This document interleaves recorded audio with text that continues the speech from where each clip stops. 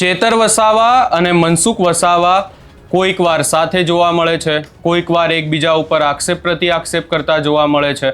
ફરી એકવાર મનસુખ વસાવાએ ચેતર વસાવા ઉપર આક્ષેપ લગાવ્યા છે અને હવે આ તમામ બાબતે ચેતર વસાવાએ જવાબ પણ આપ્યો છે. શું છે સમગ્ર મામલો એની વિગતે ચર્ચા કરીશું. નમસ્કાર, હું છું ઉજ્જવલ અને આપ જોઈ રહ્યા છો નિર્ભય ન્યૂઝ.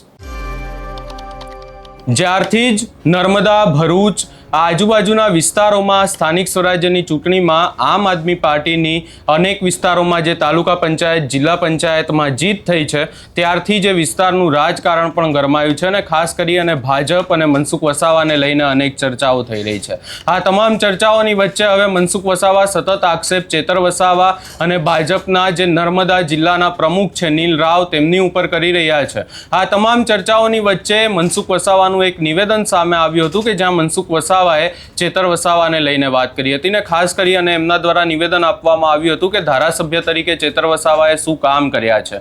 ત્યારબાદ આ આખા નિવેદનને લઈને અનેક ચર્ચાઓ પણ થઈ, પરંતુ આ તમામ ચર્ચાઓની વચ્ચે આપણે એ પણ સાંભળી લઈએ કે મનસુખ વસાવાએ શું કહ્યું હતું ને ત્યારબાદ જ્યારે અમારા સંવાદદાતાએ ચેતર વસાવા સાથે વાત કરી ત્યારે તેમના દ્વારા શું કહેવામાં આવ્યું.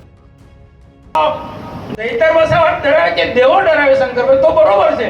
આ તો જિલ્લાનો પ્રમુખ અને મહામંત્રી આપણા કાર્યકર્તાને બીવડાવે, ડરાવે. આ તો ચૈતર સાથે મળેલા છે એવું થયું ને. અને મને રાઉત છે ભાઈ, ઘરની બહાર તમે તાલુકા જિલ્લા પંચાયતમાં બે નથી નીકળ્યા એટલે ચોક્કસ ના કરી શક્યા.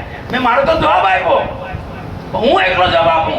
એ જિલ્લાના પ્રમુખ તરીકે એને અમુક સીટો પર ફરી એને ખબર હતી કે આટલો ખોટો પ્રચાર કરે છે તો એમને કાઉન્ટર કરવો જોઈતું હતું કે આ ખોટો પ્રચાર કરે છે.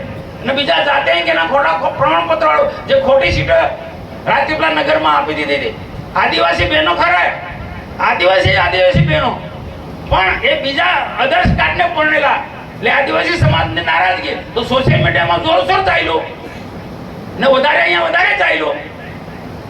તો આ જે વાત છે એને જે ઘણા બધા મુદ્દા હતા કે આપણા લોકોએ જે કાઉન્ટર કરવા જોઈએ એ કાઉન્ટર ના કરી શક્યા. દિનેશભાઈ, આ કોણે કાઉન્ટર કરવું જોઈએ એને તમે જોયું હશે કે મનસુખભાઈ આ ચૂંટણીમાં દિવસ રાત ડેડિયાપાડામાં મિટિંગો કરી છે.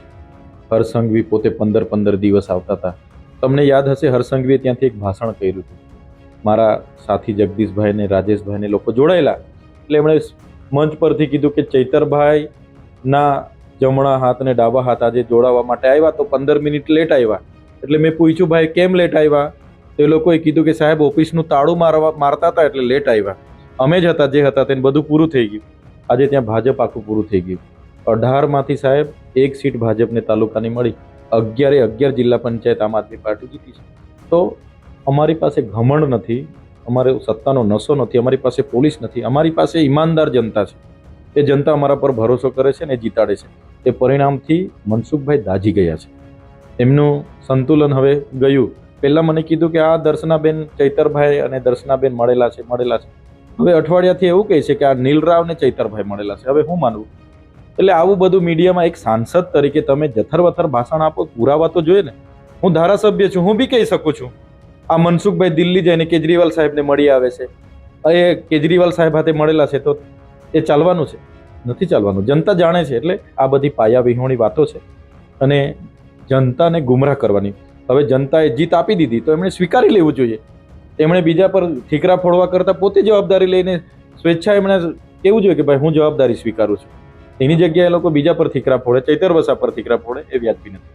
બિલકુલ, આ હતા ડેડિયાપાડાના ધારાસભ્ય ચેતરભાઈ વસાવા. તેમના સાથે આપણે તમામ મુદ્દે ચર્ચા કરી છે. ખાસ કરીને જે જિલ્લા પંચાયતમાં જે સભ્યો જીત્યા છે અને તાલુકા પંચાયતમાં જે સભ્યો જીત્યા છે તેમના સાથે એક બેઠક પણ યોજી છે ને આવનાર દિવસોમાં જે બોર્ડ બનાવવાના પ્રયત્નો પણ ચેતરભાઈ વસાવા દ્વારા કરવામાં આવશે તેવું ચેતરભાઈ વસાવાએ જણાવ્યું છે. રફીક મકરાણી. હવે અનેક ચર્ચાઓ એવી પણ થઈ રહી છે કે ભાજપના સંગઠનના જ જે નર્મદાનું સંગઠન છે એના જ અનેક જે લોકો છે, ખાસ કરી અને ભાજપ સાથે સંકળાયેલા લોકોએ ચેતર વસાવાને સમર્થન કરી રહ્યા છે અને આખી બાબતને લઈને ચર્ચાઓ પણ અનેક થઈ રહી છે. પરંતુ આ તમામ ચર્ચાઓની વચ્ચે એક વાત એ પણ છે કે ચેતર વસાવા સતત એવું કહી રહ્યા છે કે એમનું ભાજપના કોઈ પણ વ્યક્તિ સાથે કોઈ પણ પ્રકારે કોઈ સંપર્ક નથી. હવે આજે આખી બાબત સામે આવી રહી છે અને ખાસ કરીને નર્મદાનું જે રાજકારણ ગરમાયું છે એને લઈ તમારો શું અભિપ્રાય છે એ અમને કમેન્ટ કરી જરૂર જણાવશો ને અમારી ચેનલ નિર્ભય ન્યૂઝને લાઇક, શેર, સબસ્ક્રાઇબ કરવાનું ભૂલશો નહીં.